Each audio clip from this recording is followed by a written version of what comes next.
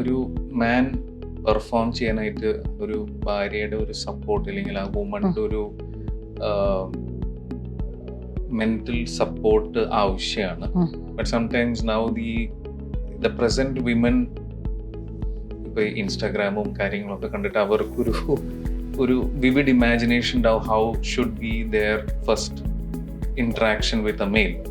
അപ്പൊ അത് ചില സമയത്ത് എത്തിപ്പെടാതെ വരുമ്പോ ദേ മേ റിഡിക്യൂൾ ഓർ ആണിനെ കളിയാക്കാം അല്ലെങ്കിൽ ഒരു പ്രശ്നം. അപ്പൊ അതൊക്കെ സെൽഫ് കോൺഫിഡൻസിനെ ബാധിക്കും. ഹൗ ഇത് ആണിനെ മാത്രമല്ല കേട്ടോ, ഇത് രണ്ടുപേർക്കും വരാം. കാരണം ഇന്നത്തെ കാലത്ത് ഈ പോണോഗ്രാഫി വീഡിയോസ് എന്ന് പറയുന്നത് നമ്മളുടെ സ്വകാര്യതയിൽ നമുക്ക് ഫ്രീ ആയിട്ട് ലഭ്യമായിട്ടുള്ളൊരു കാര്യമാണ്. ഇൻ്റർനെറ്റ് മൊത്തം പോണോഗ്രാഫിയാണ്. അപ്പം ആണും പെണ്ണും എല്ലാവരും പോണോഗ്രാഫി കാണാറുണ്ടെന്നാണ് കണക്കുകൾ പറയുന്നത്. അപ്പോൾ ആണിനും പെണ്ണിനും രണ്ടുപേർക്കും ഭാര്യനെ കുറിച്ചോ ഭർത്താവിനെ കുറിച്ചോ വരാൻ പോകുന്ന ഭർത്താവിനെയോ ഭാര്യനെ കുറിച്ചോ അവരുടെ പെർഫോമൻസിനെ കുറിച്ചിട്ടൊക്കെ കുറച്ച് സങ്കല്പങ്ങളും കുറച്ച് പ്രതീക്ഷകളും ഒക്കെ ഉണ്ടാവാം. കുറേ പേർക്കൊക്കെ അറിയാം അതൊക്കെ വീഡിയോയിൽ നടക്കണതാണ്, യാഥാർത്ഥ്യമല്ല. എന്നാൽ കുറേ പേരൊക്കെ അതൊക്കെ ശരിയാണെന്നാണ് വിചാരിച്ചിരിക്കുന്നത്.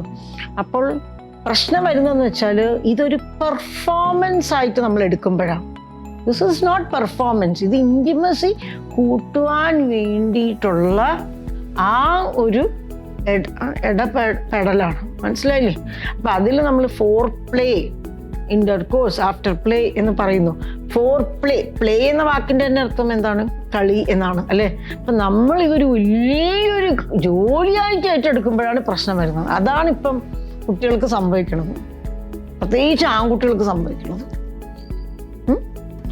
മനസ്സിലായില്ലേ? അപ്പം തൻ്റെ ഭാര്യ തന്നെ ജഡ്ജ് ചെയ്യുമെന്ന് ഹസ്ബൻഡ് വിചാരിക്കണം. എന്നാൽ പലപ്പോഴും ഈ ഭാര്യ എന്താ ചെയ്യുന്നതെന്ന് വെച്ചാൽ ഭാര്യയ്ക്ക് ഇതിനെക്കുറിച്ച് കാര്യമായിട്ട് അറിയില്ല. ഭാര്യയ്ക്ക് ഇതൊക്കെ ഹസ്ബൻഡ് ചെയ്യാൻ വരുമ്പോൾ തനിക്ക് വേദന എടുക്കുമോ, തനിക്ക് അവിടെ മുറിയുമോ എന്നുള്ള പേടിയാണ് പല ഭാര്യമാർക്കും. അപ്പം പറയുമ്പോൾ എനിക്ക് തോന്നുന്നു പ്രോപ്പറായിട്ടുള്ള ആ ഒരു ആശയവിനിമയം, ആ ഒരു കമ്മ്യൂണിക്കേഷൻ ഭാര്യ ഭർത്താക്കന്മാർ തമ്മിൽ കുറവാണ്. എല്ലാവരും ഫോണിലല്ലേ.